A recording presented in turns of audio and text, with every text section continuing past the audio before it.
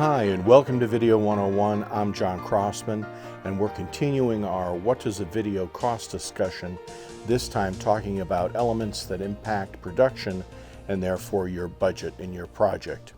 In this segment, we're going to talk about the crew. Now, there's a lot of people, myself included, that are out doing one-man band things, and it may appear that that's really all you need. However, I've worked, as a one-man band. I've worked in a 2 or 3 man crew, and I've worked in a 5-man crew. And the difference is really the degree of perfection you need in each specialty. To begin with, there are really 4 specialties, major specialties in production, and that's camera, sound, lighting, and directing. Directing is probably the least used freelance skill. My wife was actually an on-air director for her whole career, and she did some freelance directing, but that was literally for live TV, for NBA games and stuff like that. And so as a corporate, video person, the chances of having, the position of a director is usually filled by the producer. And the director is really the one that's looking at the performances or looking at what the camera is capturing and deciding whether that's, in line with what they need or not. So, and many times, like in an interview situation, the producer will be asking the questions, and so there really is no need for a director. So let's put the director aside a little bit. The main person, of course, is the camera person, and anytime you do a one-man band, it tends to be a camera person that you hire who has the gear already and has a sound setup like I do. I carry 2 wirelesses with me and have a boom mic, although I can't run camera, do wireless, and boom at the same time. Boom is another word for shotgun mic, the mics that you see hanging down in interviews. But in the camera person, really their job is to know the camera inside and out so they can get the kind of shots that you want for your project. Obviously, keep it in focus, keep it color balanced, keep it exposed properly. And then if there's, movement, if you're following someone around a room or across a stage, they obviously have to, they're usually in pretty constant movement, keeping the person, the subject in question, in the right frame, and that's really a full-time job just to cover all that. A sound person is the same kind of thing. They just really work on sound, and so a sound person will mic the people that are being mic'd. They'll run the either they'll capture the wireless back at their mixer, or if it's hard cabled, and then at their mixer they send a feed to the camera, generally for reference. Now if there's only 2 mics, then you can send one to each channel of the camera and you're good. Most mixers today, virtually all new mixers, will actually record on an SD card the audio that comes through the board, comes through the mixer. So if you find yourself shooting a panel or 3 experts or something like that, you really need an audio person with a mixer that records to be able to get discrete sound from more than 2 mics. Cameras generally all have 2 channels to record on, and so once you've passed 2 mics, then you need another way to be able to capture multi-channels of sound, and that's when you need an audio person in the field.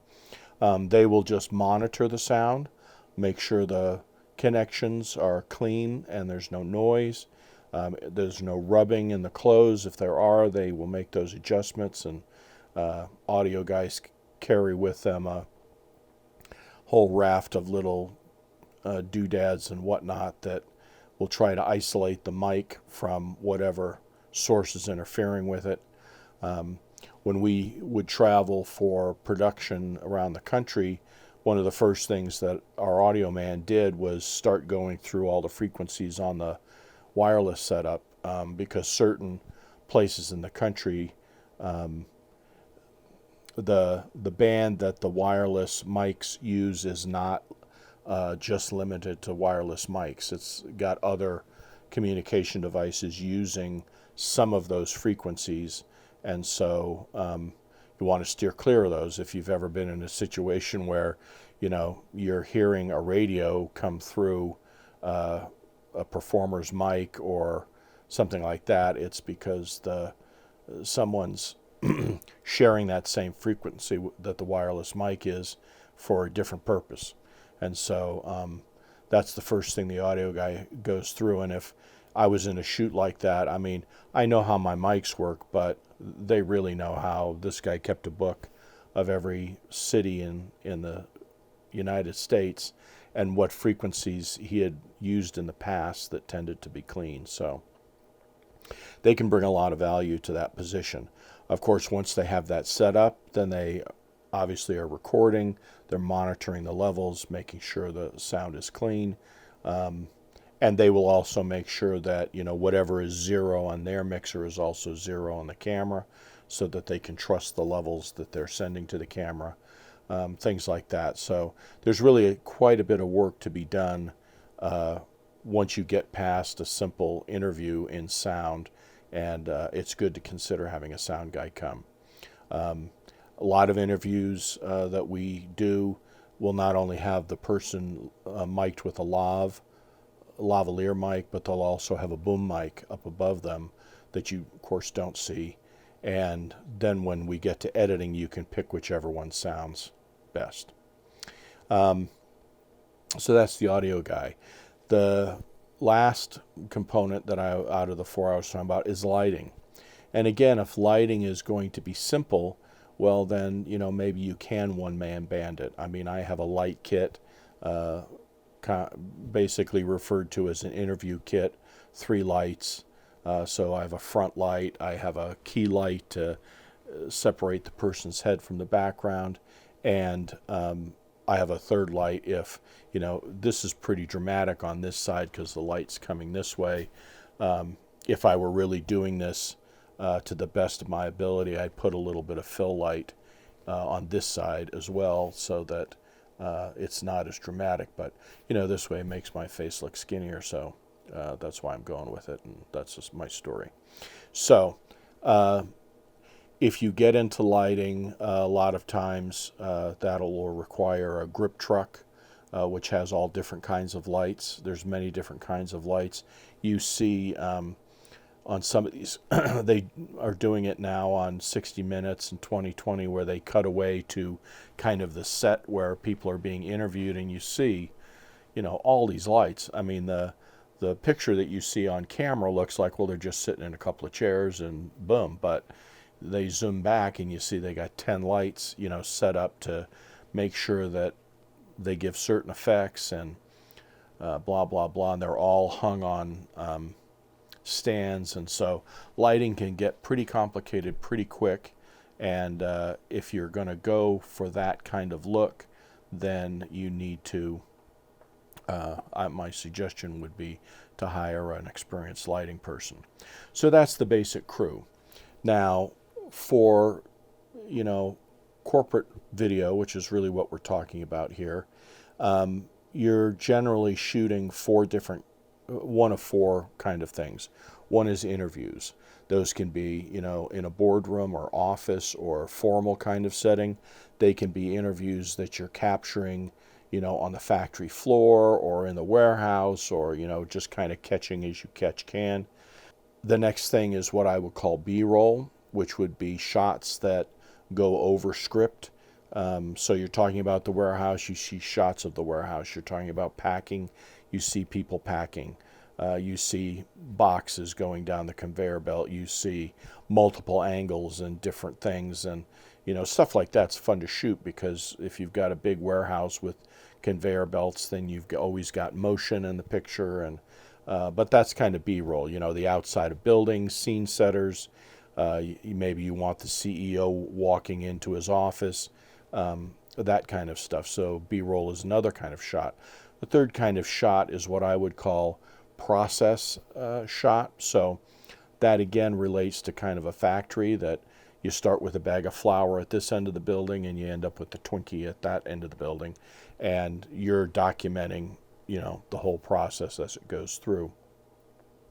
I've shared some of this footage on other things, showing a laundry, commercial industrial laundry, and there's lots of, point A to point B to point C to point D to point, and then you're back to the beginning again kind of thing. And so that's what I would call process. I've shot videos, how a SWAT team comes into a building and they go to clear. What formations do they walk in, and what is everybody supposed to be looking at certain times, and so that's another kind of process where you're shooting something really specifically, making sure that you capture those important points that are going to come up in the script. And then the last one, of course, is if you're shooting acting, if you're shooting actors. Recently involved in a project where they were using probably 8 or 9 actors in an office space, but these actors all had scripts and lines, and so the way they chose to shoot this was they actually shot it with 3 cameras at once, and so they had basically a set shot with both people, and then they had a cutaway on each person. It has to be lit that way so that it looks good with all three angles look good.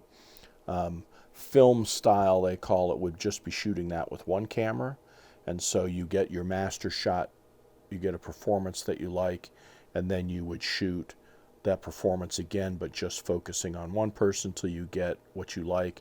Then you change and you focus on the other person till you get what you like. In professional production, often that would be, 3 different lighting setups too. Won't take a ton of time to do that, but it will take some time, and it's time that, if one person has to do everything, then it takes 3 times as long to get it set up and ready to go again. So those are the 4 kinds of video that generally are included in a corporate video. How big your crew is or how small your crew is. Again, we're talking in production. The planning is done in pre-production, but this is a bigger crew. Will take more logistical help to move around, will cost more money, but your results will also have a higher degree of being guaranteed. If one person had to shoot and light and do the sound and make sure that the actors were there and make sure that they knew their lines, it's just really too much for one person to do well. And like I said, I've done a lot of one-man band stuff, but I really scale it to what I know can be good. On this one show that I've referred to, I am using a director because I'm focused on exposure, camera movement, and hoping I'm in focus rather than exactly, the performance that they're giving me. And so this extra set of eyes really helps me be able to not have to worry about that. I'm listening to the audio, and so if the wind is bad, which many times it is, we might have to do another take because the performance was fine, but the wind was bad, or sometimes their mic falls down and they don't know it. And anyway, things like that. But I've also shot where the mic has fallen down and I'm busy on other things and didn't notice until I get back to edit. And then it's like, what happened to the sound? It sounds like we mic their socks instead of their mouth. And so that becomes an issue. And that's a trade-off between having a small crew versus a bigger crew. So that's an area that will impact the budget. The size of the crew, you're going to pay roughly $500 per person per day. If you are traveling, obviously you have expenses on top of that. You do need to feed them. If you're out of town, you need to house them. You need to provide transportation and airline tickets and all that kind of stuff too. So that's why it impacts what your video will cost.